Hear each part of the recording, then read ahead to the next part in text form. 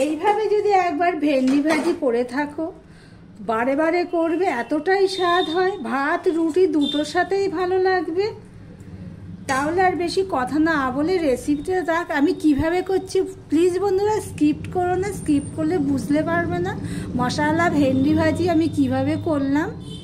নমস্কার বন্ধুরা, আপনারা দেখছেন কুকিং হাউস অফ অনিমা।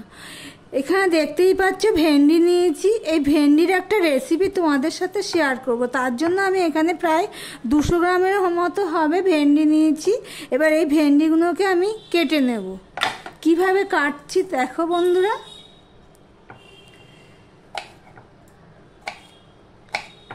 এইভাবে আমি ছোট ছোট করে কেটে নেব। সম্পূর্ণটা কেটে নিয়ে আমি ফিরে আসছি, দেখতে থাকো বন্ধুরা। বন্ধুরা একটা কড়াই বসিয়ে দিয়েছি, কড়াইটা গরম হয়ে গেলে সাদা তেল দিয়ে দিয়েছি। এবারে দেখো ভেন্ডিগুলো সব আমি কেটে নিয়েছি, দেখতেই পাচ্ছ। আজকে আমি ভেন্ডি ভাজা করব মশলা দিয়ে।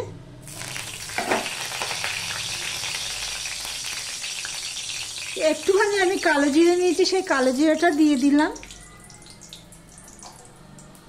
আর এদিকে দেখো আমি পেঁয়াজ কেটে নিয়েছি, লঙ্কা নিয়েছি আর টমেটো নিয়েছি। মশলা ভেন্ডি ভাজি করব আজকে আমি। দেখো তোমাদের সাথে কথা বলতে বলতে কালো জিরেটা হয়ে গেছে। এবার দিয়ে দিচ্ছি পেঁয়াজ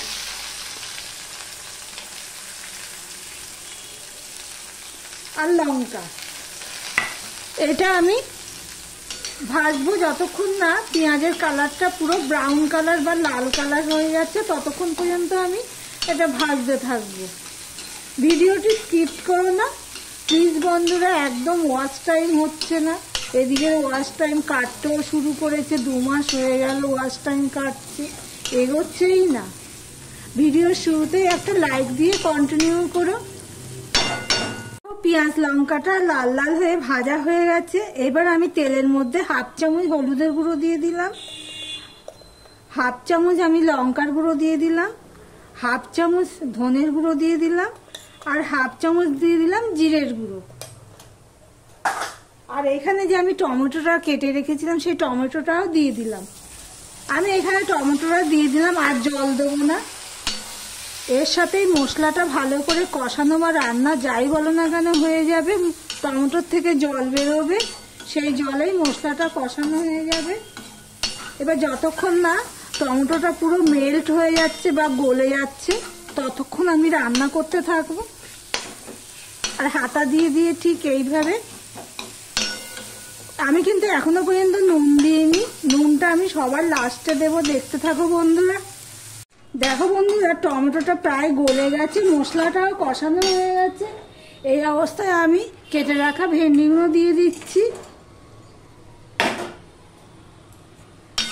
কেটে রাখা ভেন্ডিগুলো দিয়ে আমি গ্যাসের ফ্লেমটা একটু হাই করে দিলাম, কেননা ভেন্ডির গায়ের থেকে যাতে জল না বেরোয়। এবার সমানে এইভাবে নাড়তে থাকবো।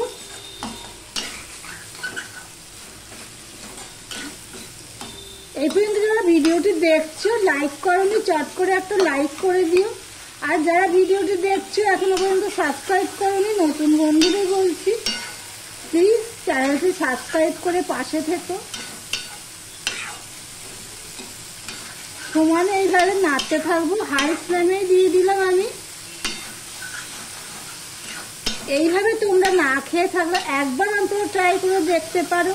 রুটির সাথে ভাতের সাথে দারুণ লাগবে খেতে।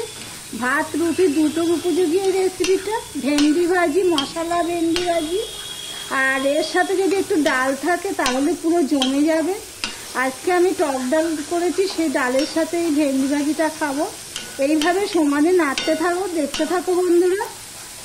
বন্ধুরা ভেন্ডিটা প্রায় 80% মতন ভাজা হয়ে গেছে। এবার আমি দিয়ে দিচ্ছি নুন। এতক্ষণ আমি নুন দিইনি, কেননা ভেন্ডিটা ভাজা হবে না ভালো করে। দিয়ে দিলাম চিনি। ভেন্ডির গায়ের থেকে জল বেরিয়ে যাবে, নালসে হয়ে যাবে। এবার সম্পূর্ণটা মিশিয়ে দিয়ে আমি আবারও ভাজতে থাকবো, পুরো ভাজাটা হওয়ার জন্য ভেন্ডিটা।